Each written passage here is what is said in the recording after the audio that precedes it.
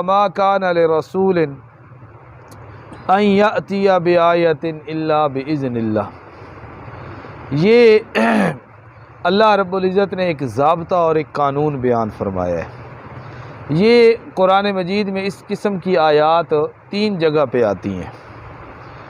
ایک جگہ پہ آتی ہے، انبیاء کرام خود کہتے ہیں وَمَا كَانَ لَنَا أَن نَأْتِيَكُمْ بِسُلْطَانٍ إِلَّا بِإِذْنِ اللہ، ہماری مجال اور ہماری طاقت نہیں ہے کہ ہم تمہارے سامنے کوئی معجزہ پیش کر سکیں، الا بِإِذْنِ اللہ، اللہ کا حکم ہوتا ہے تو معجزہ ہمارے ہاتھ پہ ظاہر ہو جاتا ہے۔ پھر اسی صورت کے اندر اللہ تعالیٰ بیان کرتے ہیں وَمَا كَانَ لِرَسُولٍ أَن يَأْتِيَ بِآیَةٍ إِلَّا بِإِذْنِ اللہ، کسی رسول کی یہ طاقت اور یہ مناسب نہیں ہے کہ وہ کوئی معجزہ خود اپنی مرضی سے پیش کر لے، اللہ کے حکم کے بعد وہ ظاہر ہوتا ہے۔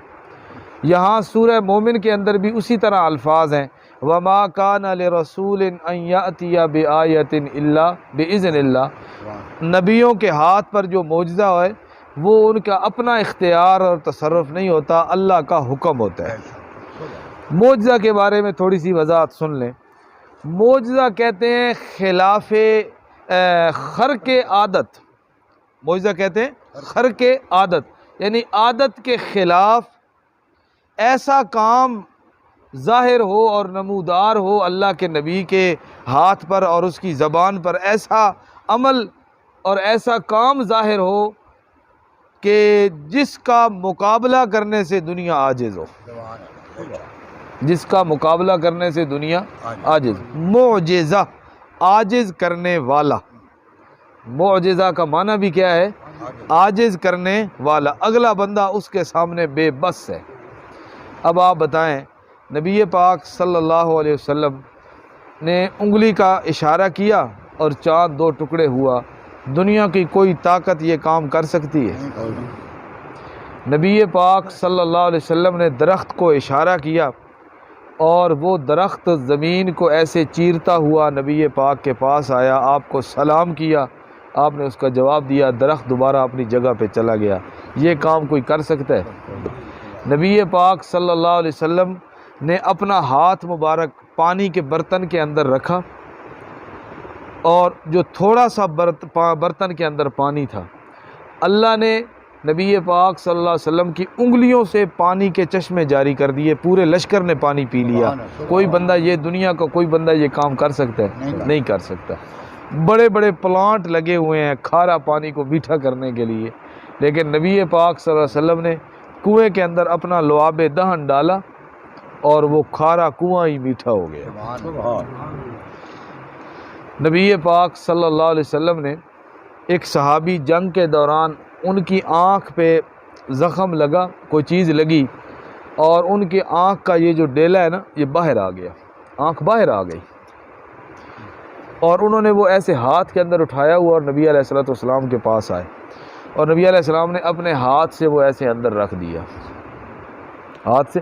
وہ صحابی کہتے ہیں ساری زندگی مجھے اس آنکھ کے اندر کبھی تکلیف نہیں ہوئی، اور ساری زندگی یہ نہیں ہوا کہ میری اس آنکھ کی نظر کے اندر کوئی فرق، دنیا کا کوئی بڑے سے بڑا ڈاکٹر ہو، آنکھ نکلی ہوئی ہو اور وہ ایسے آنکھ کو اندر رکھ دے اور فوراً اس کو ٹھیک ہو جائے، آرام آ جائے، اور کوئی اس کو کوئی دنیا کا کوئی بندہ یہ نہیں کر سکتا۔ یہ کیا ہے؟ معجزہ۔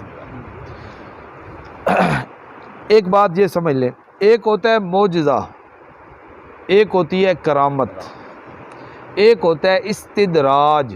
یہ 3 چیزیں ہیں، معجزہ، کرامت اور استدراج، یہ 3 لفظ ہیں، یاد کر لیں۔ اکثر لوگ جو ہے نا بولتے ہوئے بھی غلطی کر دیتے ہیں۔ معجزہ اس خرق عادت کام کو اور فعل کو کہتے ہیں جو اللہ کے نبی کے ہاتھ پر ظاہر ہو، اس کو کیا کہتے ہیں؟ معجزہ۔ نبی نہیں ہے، صحابی ہے، اللہ کا ولی ہے، نیک بندہ ہے، اس کے ہاتھ پہ کوئی اس قسم کا فعل ظاہر ہو تو اس کو معجزہ نہیں کہتے، اس کو کیا کہتے ہیں؟ کرامت۔ اس کو کیا کہتے ہیں؟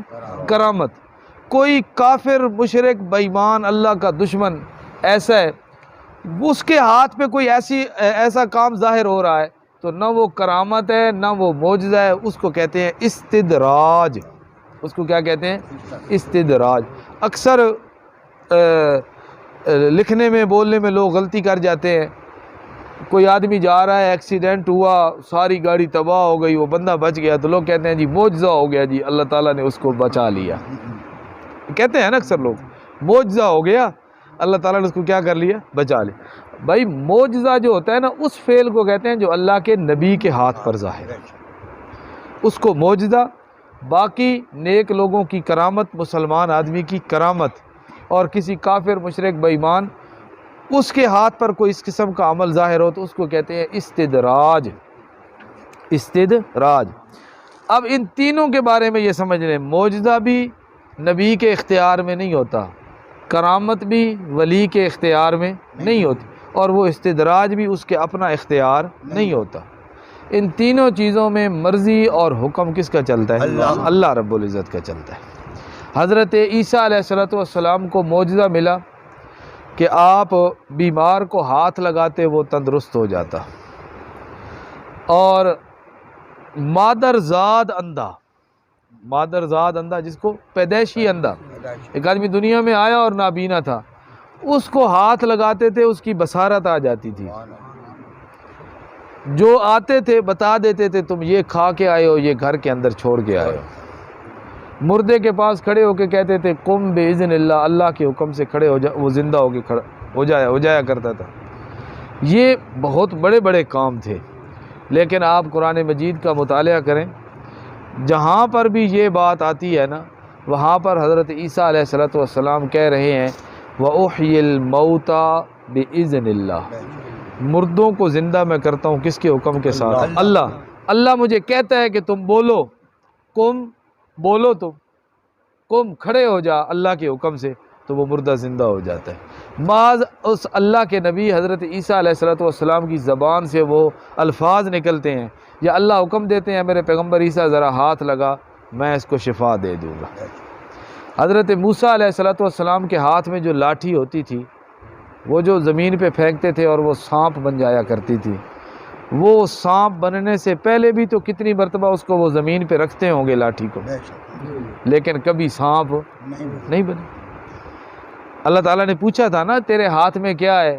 انہوں نے کہا یہ لاٹھی ہے، میں اس سے بکریوں کے لیے پتے جھاڑتا ہوں، میں تھک جاؤں تو ٹیک لگا کے اس پہ کھڑا ہو جاتا ہوں، اور بھی کئی کام دیتی ہے. کوئی دشمن وغیرہ آ جائے تو اس کو سیدھا کرنے کے لیے بھی یہ لاٹھی میرے کام آ جاتی ہے. تو کیا اس سے پہلے حضرت موسیٰ علیہ السلام نے وہ لاٹھی ہمیشہ ہاتھ میں ہی پکڑ کے رکھی ہے؟ زمین پہ کبھی نہیں پھینکی؟ پھینکتے تھے لیکن کبھی وہ لاٹھی سانپ نہیں بنی. اور اس کے بعد بھی ساری زندگی حضرت عیسیٰ علیہ السلام اس کو جب بھی زمین پہ پھینکتے تھے وہ سانپ بن جاتی تھی نہ، جب اللہ کا حکم ہوتا تھا نا تو وہ لاٹھی زمین پہ پھینکتے تھے تو وہ کیا بن جاتی تھی؟ سانپ بن جاتی. اچھا وہی لاٹھی ہے زمین پہ پھینکتے ہیں سانپ بن جاتی ہے. اللہ تعالیٰ اسی لاٹھی کے ذریعے حکم کہتے ہیں اضرب بعصاک الحجر، پتھر پہ مار، پتھر سے پارا چشمے پانی کے جاری. وہاں پر وہ سانپ نہیں بنی، وہاں پر اس کا اثر تبدیل ہو گیا، اللہ تعالیٰ کا حکم اور اللہ کی مرضی تبدیل ہوئی، پتھر سے پانی کے چشمے جاری ہو گئے. جب سمندر کے کنارے پہنچے لاٹھی وہی ہے، موسیٰ علیہ السلام وہی ہیں، مارنے والے وہی ہیں. ایک موقع آتا ہے لاٹھی لگتی ہے پانی جاری ہو جاتا ہے، پھر موقع آتا ہے لاٹھی مارتے ہیں پانی خشک ہو جاتا ہے. جب فرعون پیچھے تھا سامنے وہ بحیرہ کلزم آ گیا، راستہ نہیں تھا، اللہ نے کہا اضرب بعصاک البحر، اب اسی لاٹھی کو مارو سمندر میں. یا اللہ یہ لاٹھی لگے تو پانی جاری ہوتا ہے، اللہ کہتے ہیں مار تو صحیح. مارا تو وہ پانی جو جاری تھا وہ پانی خشک ہو گیا، راستہ بن گیا درمیان میں سے. تو یہ پتہ چلا یہاں پر مرضیاں کس کی اور حکم کس کے چلتے؟ اللہ کے چلتے ہیں. یہ اللہ رب العزت اہل حق کی تائید اور تصدیق کے لیے ان کو یہ معجزے عطا کرتے ہیں، وگرنہ اس کے اندر بالکل اختیار اللہ رب العزت کا ہوتا ہے، مخلوق کا اختیار نہیں ہوتا.